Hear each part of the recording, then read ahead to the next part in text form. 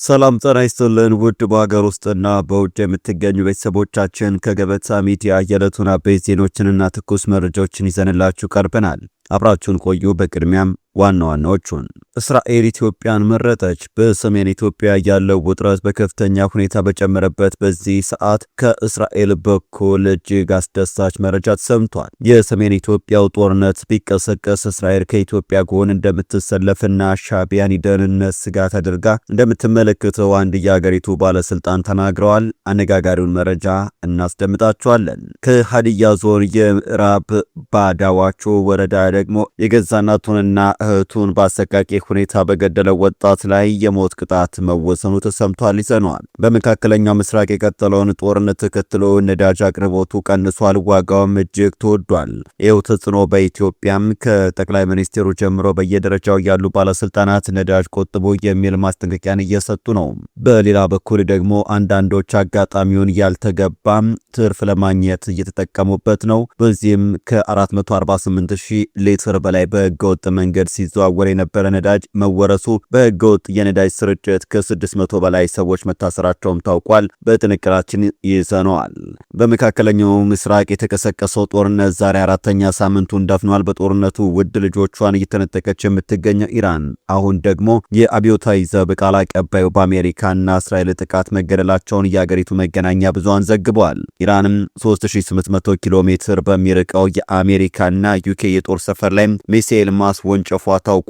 የአሜሪካ ፕሬዝዳንት ዶናልድ ትራምፕ ደግሞ ኢራን ላይ በተከፈተው ጦርነት ያቀርናቸውን ግቦች ለማሳካት እጅግ መቃረባችን ጦርነቱን ለማጠቃለል እያሰብን ነው ሲሉ ተደምጠዋል። ከመካከለኛው ምስራቅ የተሰሙ አዳዲስ ጉዳዮችን ማካተናል፣ ታደምጡታላችሁ።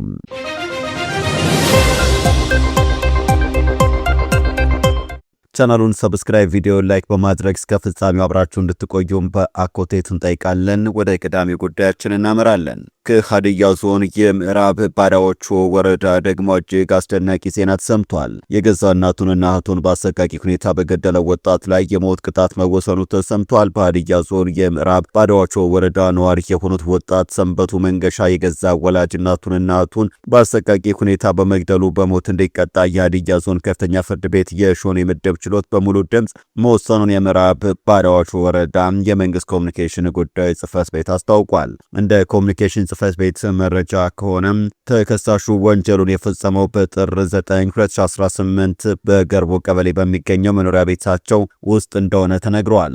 ተከሳሹ አስቀድሞ ባቀደው መሰረት የቤቱን በሮች በመቆለፍ እናቱን በሳንጃ አንገታቸውን፣ ሆዳቸውንና ጀርባቸውን በመውጋት እንዲሁም ጡታቸውን በመቁረጥ ሕይወታቸው እንዲያልፍ አድርጓል። ድርጊቱን አይታ የጮኸች እህቱንም በተመሳሳይ ስለታ መሳሪያም ልቧንና ጀርባዋን በመውጋት ወዲያውኑ ሕይወቷ እንዲያልፍ ማድረጉ በአቃቢ ሕግ የክስ መዝገብ ላይ ተብራርቷል።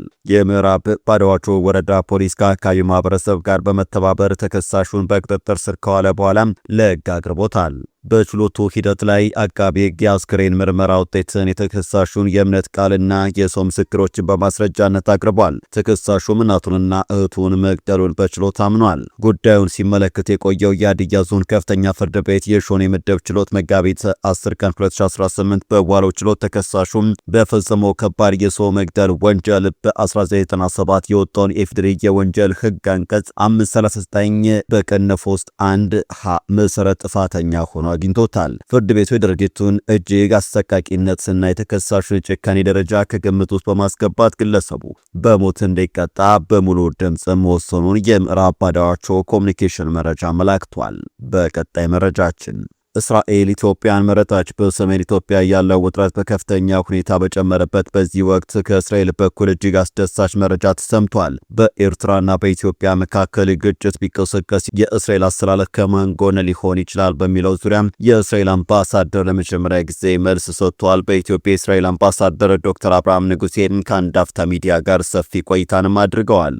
አምባሳደሩ በቆይታቸውም ስለ መካከለኛው ምስራቅ ጦርነት፣ እስራኤል ለሶማሌላንድ ስለሰጠችው የአገርነት እውቅና፣ ስለ ኢትዮ ኤርትራ ውጥረት እንዲሁም ሌሎች በርካታ ተያያዥ ጉዳዮችን በተመለከተ ማብራሪያ ሰጥተዋል።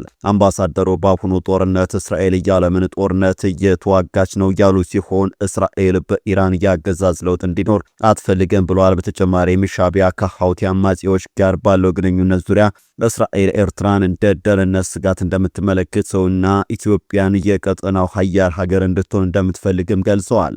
በሰሜን ኢትዮጵያ ሻዕቢያና ህወሓት እየደገሱ ስላሉት ጦርነት እናውቃለን ያሉት አምባሳደሩ ጦርነቱ ሁለቱ ኃይሎች የሚቀበሩት አንድ ሆነን እስራኤል ለኢትዮጵያ ድጋፍ ታደርጋለች ብለዋል። ኢትዮጵያ በምስራቅ አፍሪካ ሀያሏ ሀገር ሆና በቀይ ባህር ላይ የእስራኤል አጋር እንድትሆን እቅድ መያዙንም አምባሳደሩ ተናግረዋልም። ይህ የአምባሳደሩ ንግግርም ለኢትዮጵያ ትልቅ የምስራች ነው ተብሎለታል።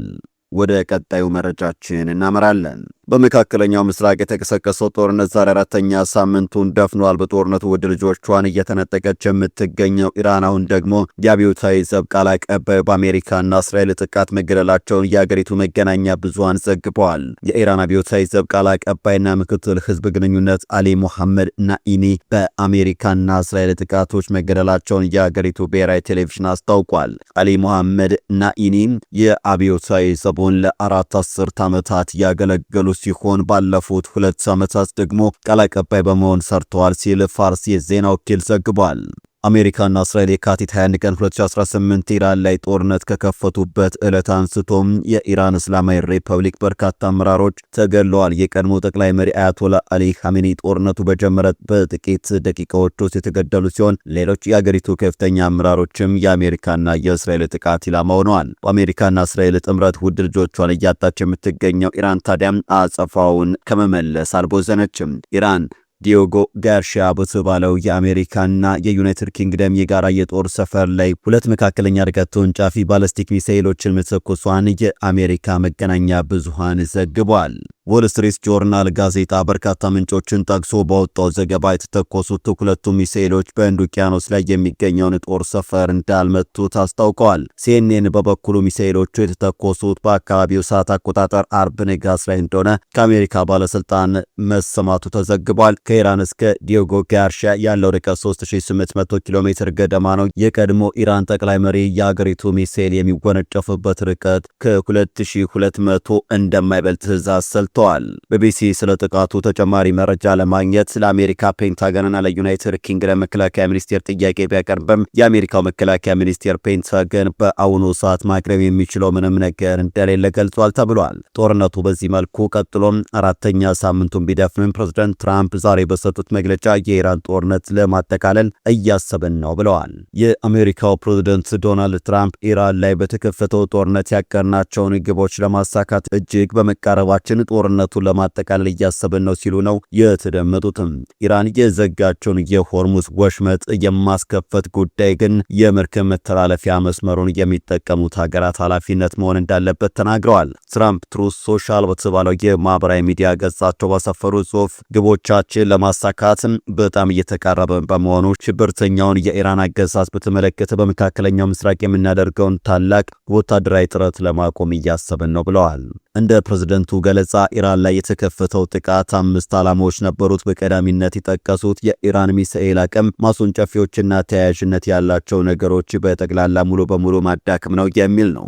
የኢራንን የመከላከያ ኢንዱስትሪ ሰፈርን ማውደም እንዲሁም የአገሪቱን የባህርና የአየር ኃይል የጸረ አውሮፕላን የጦር መሳሪያዎችን ጭምር ማጥፋት የሚለውን ከግቦቹ መካከል ጠቅሰዋል። ትራምፕ በአራተኛነት የጠቀሱት ግብ ኢራን ፈጽሞ ወደ ኒውክሌር አቅም እንዳትቀርብ ማድረግና አድርጋ ከተገኘችም አሜሪካ በፍጥነትና በኃይል ምላሽ መስጠት የምትችልበት ደረጃ ላይ እንድትሆን ማድረግ ነው ብለዋል። እንዲሁም እስራኤል፣ ሳውዲ አረቢያ፣ ኳታር፣ የተባበሩት አረብ ኤምሬቶች፣ ባህሬን፣ ኩዌት እና ሌሎችም የመካከለኛው ምስራቅ የአሜሪካ አጋሮችን በከፍተኛ ደረጃ መጠበቅ ከግቦቹ አንዱ መሆኑን ተናግረዋል። ፕሬዝዳንቱ በዚህ ልጥፋቸው የተለያዩ አገራትን እገዛ ጠይቀው በጎ ምላሽ ስላላገኙበት የሆርሙዝ ወሽመጥ ጉዳይንም አንስተዋል።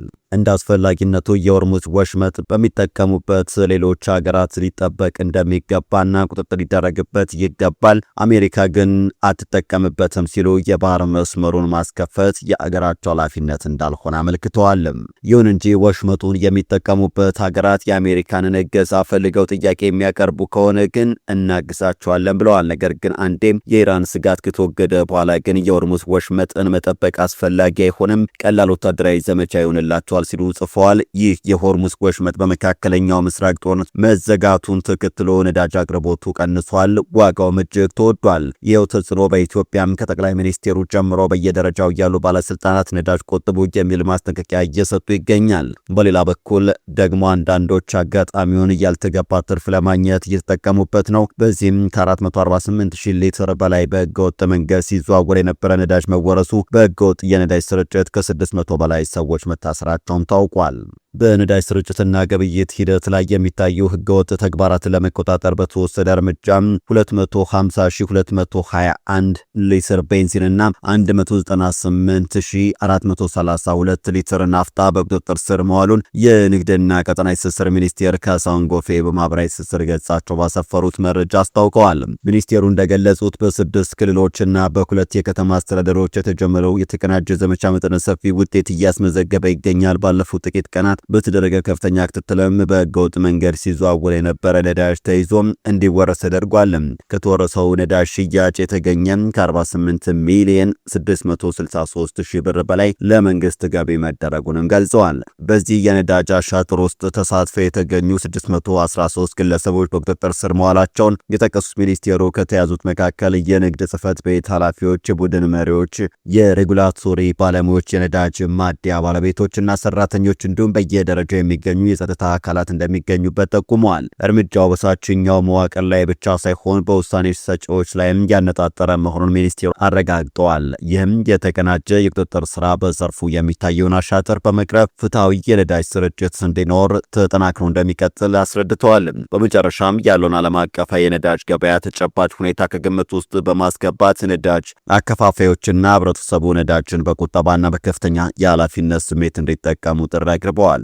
ወደ ተመልካቾቻችን ለዛሬ ያዘጋጀንላችሁ አበይት ዜናዎች እነዚህ ነበሩ። ገበሳ ሚዲያን ሰብስክራይብ በማድረግ ቤተሰብ ይሁኑ። ጤና ይስጥልን።